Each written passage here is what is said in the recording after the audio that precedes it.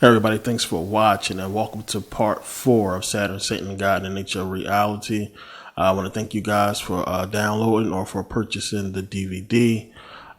This series, a lot of people send me a lot of messages about it. I get a lot of positive feedback about this series. There's a lot of things in this series that connect the dots for so many people in their, personal research. We are really going to go a little bit deeper into this advanced civilization and to the fact that, we have been here on this planet long before, the Great Pyramids and before, the dates that they give us. So we're going to get into that a lot more. There's a lot of stuff we're going to get into in this video that's kind of sort of going to segue away a little bit from the reptilian stuff and kind of connect some dots that it's going to fit right back into everything else, because it's a lot of information that we didn't touch on that really connects some dots within this series itself. So we're going to get into that, and we're going to answer a lot of questions that some of you might have about this planet and things that has been going on. And there's a lot we're going to get into, so I'm not going to talk too much about. I'm going to get right into it. And, in part 2 and 3, we touched on the whole fact that, the ancient pyramids, the Great Pyramids and everything that in Giza was not built after the step pyramids of Neterket and, the Sphinx, whatever like that.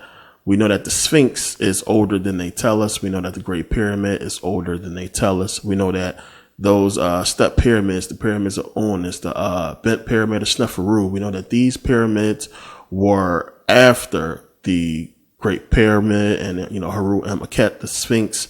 We know that they were done after, and that they were basically trying to remember or trying to recreate something that we're going to get into in this video. They were trying to recreate something that the pyramids actually did. And this is going to make a lot of sense when you start to tie this stuff together, and it's going to fit in a lot of ways, because there's a lot of questions that, we have to answer in this series. When you start going back into what I was talking about, we're going to connect a lot of dots today and begin to wind down the points, the conclusion I want you to get, in these last 3 videos, these last 3 DVDs, and start bringing this stuff together. And some of you may be able to piece some of this stuff together, but I guarantee you a lot of this stuff is going to be completely new to you. And as I always give you a lot of facts and stuff to back up, what I'm talking about. Now, in part 3, we talked about how great the pyramids are, how advanced that civilization had to be. And if you've seen the video on, preparing for the Metu nature, we got into how only an advanced civilization could have built the Great Pyramids, and that they had to have advanced technology and advanced tools to do so. So the whole question is, when you look at the Great Pyramids and you look at the fact that they had to have used advanced knowledge and advanced tools to build these things, the question is, if they built the Great Pyramids, if these were the Egyptians who actually lived here, we don't see any ruins of any, major civilizations. You would think that a civilization as advanced as whoever built the Great Pyramids would have a far more advanced city where they actually live. The problem is we don't find any ruins of a city that would be that would qualify as a city that is run and occupied by an advanced civilization. You just don't see it, because you would think that, okay, if you built these Great Pyramids, they stood the test of time. You would think that they would build themselves a city to live in that would also be even more advanced, and also withstand the test of time and any kind of cataclysmic events. But we don't find any major ruins of any major cities anywhere in the world. This is why a lot of people believe that, these cities are underground. And in fact, some Australian archaeologists did find an underground city in Kemet in the Nile Delta, believed to be used by the Hittites or the Hyksos. The thing is, we know there's a lot of ancient Kemet that is still being excavated, a lot of stuff that's still being discovered. So we don't know what they're going to find under the sand. But still you would expect at this point by now to see the ruins of a great city, of an advanced city built by whoever built these pyramids, somewhere near the pyramids or anywhere near any of the pyramids you find around the world. We don't find this. And something, as I said, as great and as strong as the pyramids, you would really think that they would build something even stronger for themselves, to live in. So when we do find these underground cities or these underground, little villages, it's still kind of sort of primitive. It makes you question, who were these people exactly who lived underground? It couldn't have been the people who built the pyramids. We really expect to see something far more advanced. It's another reason why people want to point to aliens building the pyramids. Now, it's a lot of evidence for underground cities in ancient Kemet. When you go there, you see that there is a series of tunnels right near the Great Pyramids that when you go close to them, you can look down and see like it's a series of tunnels. You can hear water under there. I'm going to get into this later. But, researchers have said there is, a complex series of tunnels that run underneath ancient Kemet that, stretch for miles. Also, when you look at the temple of Hatshepsut, it's carved into the side of a mountain. And when you start looking at that mountain around the temple, you can see like these entranceways look like, squares or cutouts into the side of the mountain. And a lot of people believe that these lead into passageways that go deeper into the mountain and underground. In fact, when you go to the temple, you can only see certain parts of it. You can't go deep into the temple itself. So we don't really know what's there. Now, when I get into the Grand Canyon part, you're going to also see these same type of cutouts, in the Grand Canyon. And, the thing about the temple and building it to the side of the mountain is so much room in there. We don't know how much they carved into the mountain or how deep it goes. And as I said, a lot of researchers will tell you that there is a lot of underground tunnels underneath Kemet that are yet to be explored, or they just not telling us, what they found down there. Now, also, when you go to Turkey, to Derinkuyu, they have found an underground civilization there that they believe was set up by the Hyksos, and it's attached to Zoroastrianism. They believe the people around there was into that faith, and that it was built around this time when that religion started to come up. A lot of people believe that it's much older, and the tunnels is much older, and they just basically built on what they had already found there. But it's a story in the whole Zoroastrian religion about Ahura Mazda, who is basically the god of the religion, telling them to go and hide or go and to create these underground cities to live in, to hide from a war that was going to be happening in the sky, to hide from the sky war. So, it's a lot of stories that we find in the ancient world that's dealing with, as I talked about, this war or this cataclysmic event that happened on Earth. It's a lot you have to take into consideration when you're doing something as complex as building these tunnels and these underground civilizations. You have to know where exactly to put pillars, where exactly to put load-bearing pillars, and what part of the soil was soft and hard.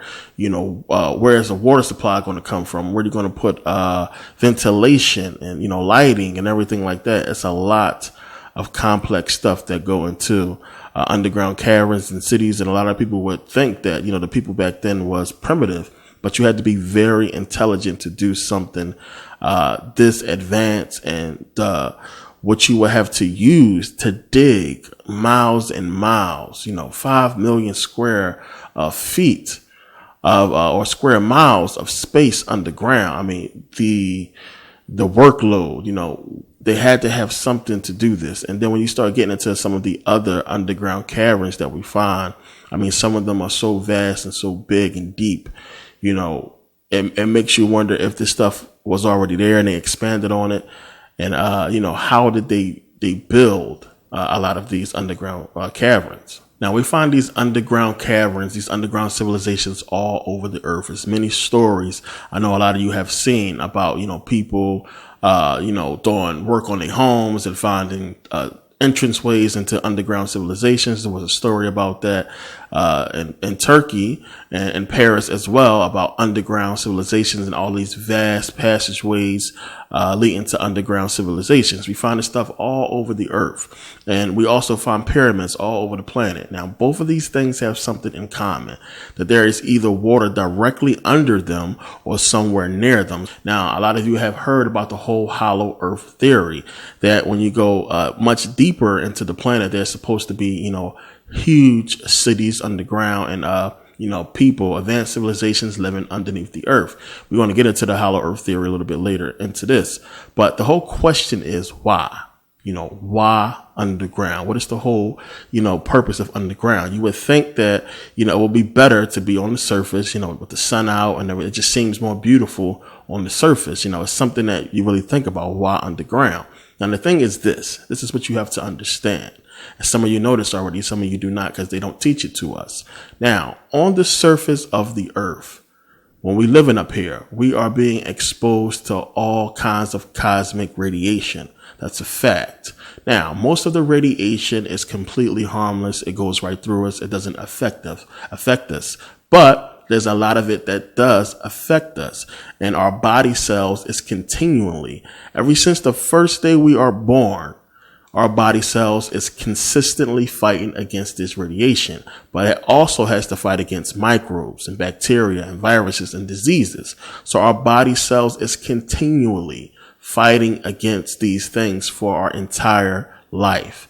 Now, the deeper you go underground, you are not exposed to any of these things because there's a high concentration, a very high level of negative ions.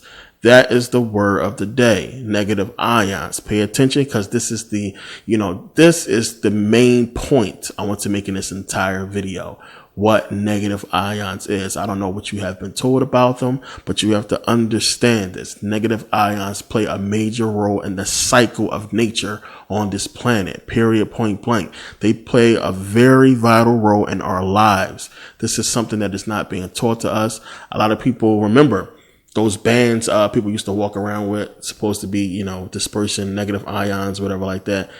You have to really understand what negative ions is, and we're going to really get into that in this video. But underground, negative ions exist, and what negative ions do is they completely wipe out radiation, microbes, viruses and everything like that. They cleanse the body so that your body cells can do what they are meant to do. Your body cells, our body cells, are meant to regenerate. Understand, something that regenerates can never die, because it keeps regenerating. This is what negative ions is supposed to do. So underground, it's a high concentration of it, and people in theory, and not even in theory, really scientifically proven, will actually live longer with a high concentration of negative ions, because your cells will just regenerate. I want you to think about something. I want you to think about stem cell research. The reason why stem cell research works is because they can do these experiments with the stem cells, and the cells have let's say a sterilized environment to work with. Now, when your body cells, as I said, is not fighting anything, they do their job, and that is to regenerate you. So this is why stem cell research work. I also want you to think about cancer patients. When they go get their chemotherapy treatment, what happens is there's a high concentration of radiation, emitted to, the tumor or the cancerous part of their body. And what happens is their body cells, basically come together and fight hard, because it has to fight off that radiation. It tries to fight it off. This is why, when they finish the whole treatments, they are completely weak and, they're tired. They start losing their hair, because the cells, that's basically holding your strands of hair together, have to basically go to the energy used to fight off this bombardment of radiation to your body. So you get weak, you start losing your hair, and they have to use a high concentration of radiation, to shrink the tumor. But it takes a toll on your body. And this is why some people don't die from, the cancer. They die from the radiation. And this has been proven. So, our body cells are meant, whoever created us, understand this, our body cells were meant to basically heal us And the implications is if your body cells is doing its job, you should be living on this planet for thousands of years. But there are other things that's keeping that from happening. We're going to get into in this video. Now, also, I want you to think about trees. Think about the fact that there are some trees that live thousands of years. If a tree is in the right location and has the right supply of resources, we talk about sunlight, a good, channel of water underground that they can tap into, or if it rains a lot in that area, if they can get their roots deep enough, we know trees can live for hundreds and thousands of years. Now, with some researchers in Australia, in Queensland University, in Brisbane, Australia, who did some research on trees and plants that they say, basically was electrifying the atmosphere. Now, listen to this. And this is from Queensland University of Technology. It says, plants have long been known as the lungs of the earth, but a new finding has found they may also play a role in electrifying the atmosphere. Scientists have long suspected an association between trees and electricity, but researchers in Australia think that they have finally discovered the link. The scientists ran experiments in 6 locations around Brisbane. They found the positive and negative ion concentration in the air were twice as high in heavily wooded areas than in open grassy areas such as parks. Now, I want you to understand what this is saying. It is saying that the trees are pulling the negative ions out of the air. They don't really want the positive ions, even though they're going to be there. They want the negative ions because the negative ions is going to sustain them. Now, trees, plants are living things just like we are. So if they're pulling the negative ions out of the air into their atmosphere and using it to sustain themselves and keep themselves, going for years, centuries, millennia in many cases, this is something you need to think about because it's really deep. And what's going on. Understand, as I said, this is a natural cycle. This is what's supposed to happen. The negative ions keep them alive. It's that simple. Now, understand the key to this whole thing is water.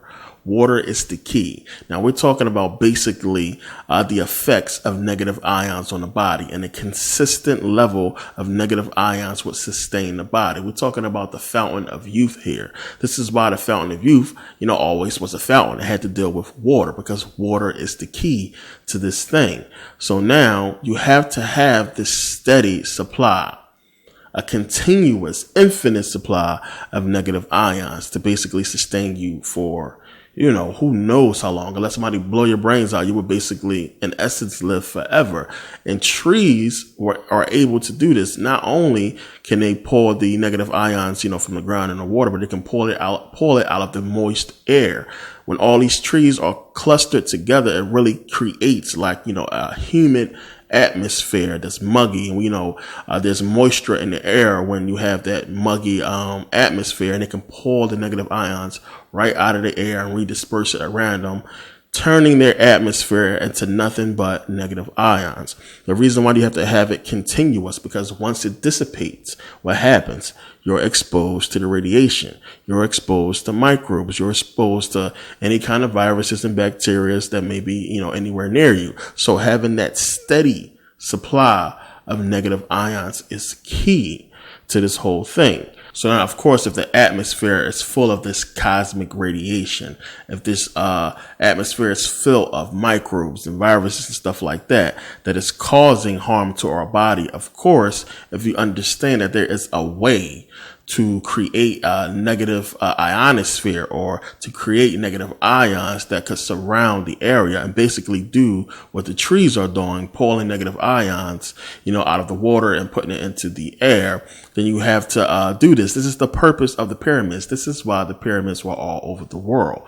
How did you get negative ions? Remember I said water is the key.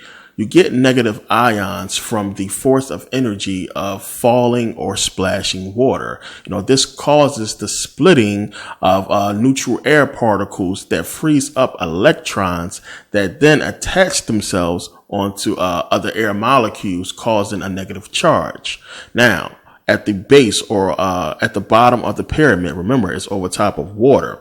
What happens is you have the splashing of water onto these the bottom of the pyramid, which shakes off negative ions and attaches accumulates energy onto the pyramid.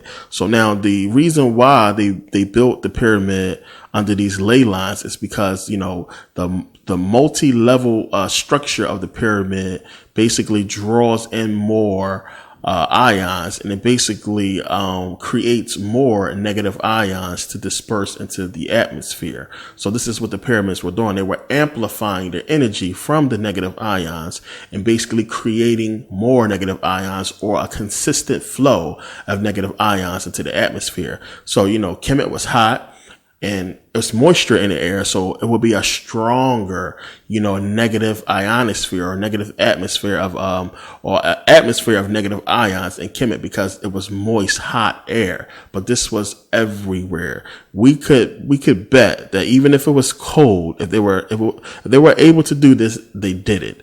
I don't know how much effect it had on the climate in cold places, but we know they did this, and because they did this, things were able to grow. I want you to go back and look. Remember, the Nile, fertile, is right there. But remember, before, the Sahara Desert was not a desert. It didn't used to be a desert. It was fertile. It was green. And what happens is the negative ions causes plants, causes trees to grow huge when they have a steady amount. They grow huge. They grow in abundance. So understand that, remember, when you look at the depictions, the hieroglyphics of the ancient Egyptians, they were farming, remember? They had agriculture. They were farming. They was plowing the ground and tilling the ground, meaning that the land was fertile. Why? Because of the pyramids. So what happens now when you go to Kemet now is sand. It's a desert. The Sahara is a desert. Why? Because somebody came along and destroyed those pyramids. This is just proof positive, people.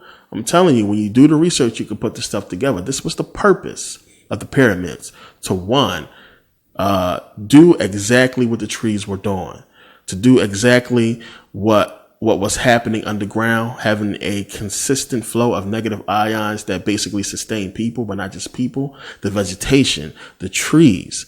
This was alive and well all over the world, especially in Kemet. This is why pyramids were all over the place. Even some of the pyramids you find now, some people think that they are still active and still pulling negative ions out of the ground, out of the water, and dispersing it in the air. You find a lot of pyramids that is covered with plants, or covered with grass and stuff like that. And this is why, because it's still working in some places and still drawing in these negative ions. This is why they built the pyramids underneath the ley lines, so they can amplify. Because all we're talking about here is energy. As I always keep telling you, it all goes back to energy. That's all we're talking about. We're talking about energy. So the pyramids amplified this energy and dispersed it. This is why Kemet and the Sahara Desert is a desert now. It didn't used to be. It was fertile because of the ionosphere, because of the negative ions that the pyramids was creating. Now, understand, most of you, depending on where you live at in the world, you see this process every day. If you have an air conditioner, you've seen this process happen. You just didn't understand what it was. Now, do you water your air conditioner? No, you don't. But you notice that your air conditioner is constantly dripping water. You try to pick that thing up, it's going to start leaking. Who the hell put water in the air conditioner? You start thinking about it. What happens is the air conditioner does exactly what the trees does. It's creating negative ions. It pulls in the moisture from the air, which is why you use the air conditioner when it's hot, when it's humid. There's moisture in the air. It uses that moisture and change it into negative ions to give you cold air. It's the process. That whole process I just talked about is happening within your air conditioner, and the energy from the negative ions is being used to basically change, well, along with help from the socket, electricity from the house or whatever, is using the whole process to give you cooler air. It's the same thing. You see the process every single day. And a lot of people don't realize it. You got to understand and start looking at certain things to understand why certain things are the way that it is. And, it's science to a lot of it. I know a lot of it is like nerd and weird talk, But when you start looking at this stuff, you can see, the process and why certain things are done and how it is done. So when you go back and look at the Egyptians we talk about today, the Egyptians we know of, Neterket and Zoser, Tutankhamun or whatever like that, the pyramid builders, understand, they knew what the pyramids were doing. They knew the power of the pyramids. So what started to happen? They could see that the land started to become, unfertile. They can see it started to change over to desert. Remember, you read the stories when you start reading about ancient Kemet, how people started to come into Kemet because the land was fertile. They tried to escape famine. Remember, the same thing started happening inside of Kemet. Famine started to happen because the crops wasn't growing. This is why they tried to rebuild the pyramids. They tried to recreate desperately the ionosphere, the negative ions, around Kemet, so that they can keep the land fertile and so they can, keep on growing. And I don't know if they succeeded. Now you have the step pyramid of Neterket, you have the bent pyramid of Sneferu, and you have all these other pyramids that collapse and were, I guess, later turned into tombs, some of them, or maybe they had other purposes for them, but they desperately tried to recreate the pyramids so they can do exactly what I explain and pull these negative ions out. They tried to recreate the process. This is why they did it. They seen Kemet started to turn. And, during the decline of Kemet, before they was invaded by the Persians and everybody else who came in there, they may have figured it out, or they may have had a way, to sustain themselves. But this is why they started to rebuild the pyramids. Now, if it was people living underground thousands of years ago, hundreds of years ago, there's a chance that there are still people living underground today. Now, with some researchers who went to the Grand Canyon to basically try to find, the whole legend of the underground city. And they basically did an interview with one of the Hopi Indians there who was talking about a time where, the Hopis or the Indians had to basically go live underground to basically survive this cataclysmic event. Now, understand, he's talking about a cataclysmic event, that happened. When you look at the whole interview, I won't put the whole thing up there, but it happened thousands of years ago. And, the Indians are very good at passing down stories. And you have to basically try to equate this timeline into the same timeline as the ancient Egyptians probably living underground, as I talked about. But now the whole thing is there were so many underground caverns and tunnels and passageways found underneath the United States. You have a lot of national parks that have caves, like crystal caves, and you have the cave, Mammoth Cave in Kentucky, Mammoth Cave in Kentucky that has, hundreds of miles of underground tunnels and caverns and everything like that. If you take a look at it, it's amazing, what they have found under there. And you gotta realize something. This is the reason why we have so many national parks in America. Now, whenever they know that there could possibly be tunnels and caverns leading into, inner Earth, or what they say, into inner Earth, into these underground cities, they always change it into a national park so they can control the exploration of these tunnels and these caverns. And Mammoth Cave is no different. They change it into a park and they try to create some rides and make some money off of it. But really, it's being done to control exploration because they don't want nobody doing any independent research under there that they cannot control. This is the same thing with the Grand Canyon. The Grand Canyon, to my surprise, is even more controlled than when I went there, years ago. Now, when you go there, first of all, you got to go through gates and you have to pay $30. If you're in the car, it's $30 to get in. To get to the one side of the Grand Canyon. Now, when you get there, it's basically so many reservations. Not so much reservations. You find stores and you find like lodges. It's campgrounds now on that one side when you go through the gate. Bunch of campgrounds, a bunch of lodges, and you see a bunch of kids there, a bunch of college kids, and a bunch of people out there camping. So the whole thing is, when you go up to the front, you pay to get in or whatever like that, and then you just follow the road and, you get to the parking lots and the visitor center and everything like that. And then, you basically supposed to be able to see the Grand Canyon right then and there, but it's obstructed by these trees and the visitor center and everything like that. But after you get through it, you'll see, bam, right in front of your face, the Grand Canyon. Now, there's another way you can get there from the other side. But if you try to come in from the other direction, there is really no roads. There is no gas stations. It's supposed to be a long trip to get to the other side, to come from the other side. And then when you get there, we're talking about a 1.5 mile drop into the canyon. So the best way to get into the canyon is, the Colorado River. Now, if you go there, you can pay for, rafting tours and hiking tours or whatever like that. But to even, stay there, to camp there, you got to get a permit. If you have a film crew, you got to get a permit. If you want to stay there overnight, you got to get a permit.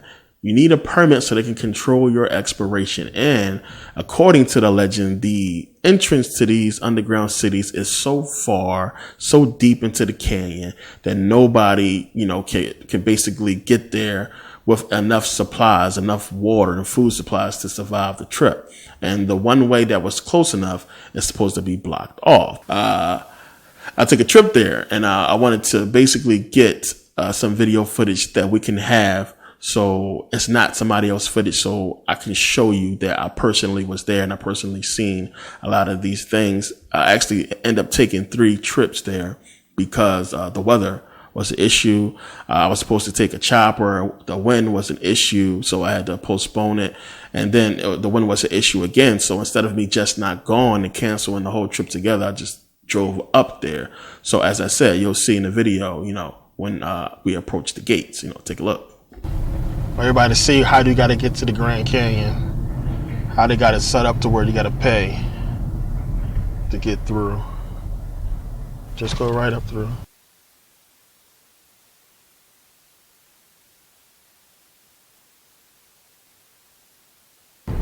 Through the gates.